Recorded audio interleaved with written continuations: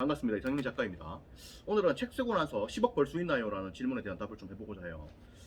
책을 쓰고 돈을 많이 번다.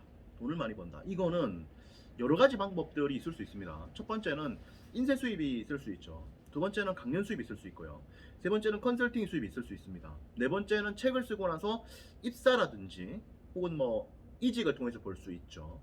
다섯 번째는 책을 쓰고 나서 그걸로 창업을 해서 돈을 벌 수 있습니다. 그래서 5가지 케이스고요. 결국에는 전통적인 어떤 작가의 인쇄를 제외한 다른 길들은 결국에는 그 사람의 역량과 능력이 달려 있는 겁니다. 그래서 그 사람이 이렇게 전달력이 좋다라고 한다면 강사로서 성공할 수 있는 것이고요. 예를 들어서 김미경이나 김창욱 씨 같은 경우에도 누구나 다 아는 내용들을 전달력을 높여가지고 강의를 한 거지 않습니까?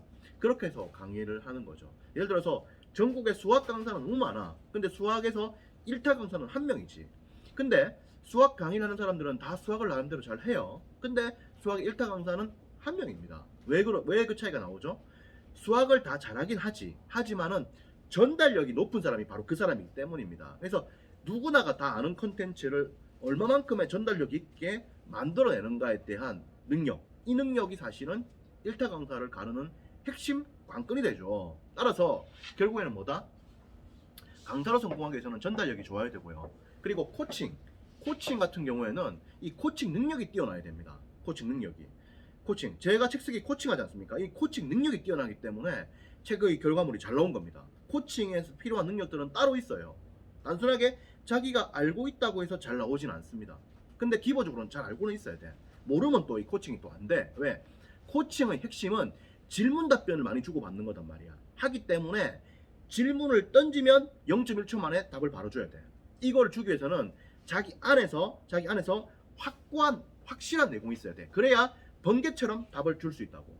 번개처럼 딱 던지면 딱 답을 주는 거야. 생각할 것도 없어. 반사적이야 그냥. 왜? 이미 체화돼 있거든. 이렇게 돼 있을 때 코칭을 잘할 수가 있는 겁니다. 물론 이 코칭을 잘하기 위한 건 또 다른 능력들도 많이 필요해요. 많이 필요한데 그 중에 하나 그거예요. 그렇기 때문에 기본적으로 코칭 같은 경우에도 능력이 있어야 되고 그 다음에 이 답변을 잘해줘야 돼. 답변을 잘해주고 뭐 여러 가지 요건들이 있어요. 요건들이 있는데 이것들이 다 됐을 때 결과가 나오는 거예요. 하기 때문에 코칭 같은 경우도 뭐다? 이게 능력의 문제, 개인 능력의 문제고 그런 겁니다. 그래서 이게 지금 인쇄를 제외한 것 같은 경우 다른 건 다 능력이야. 그래서 예를 들어서 책을 쓰고 나서 리디북스 같은 걸 창업했다. 이거 능력인 거거든. 능력인 것이고 책을 쓰고 나서 뭐 예를 들어서 어플을 만들어 가지고 이게 터졌다.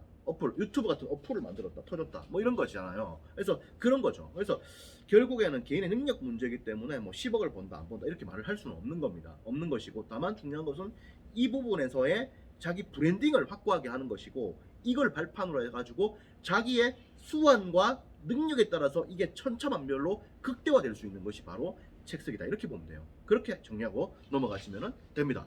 자세한 이야기는 또 이상민 책쓰기 연구소에서 나누도록 할게요. 고맙습니다.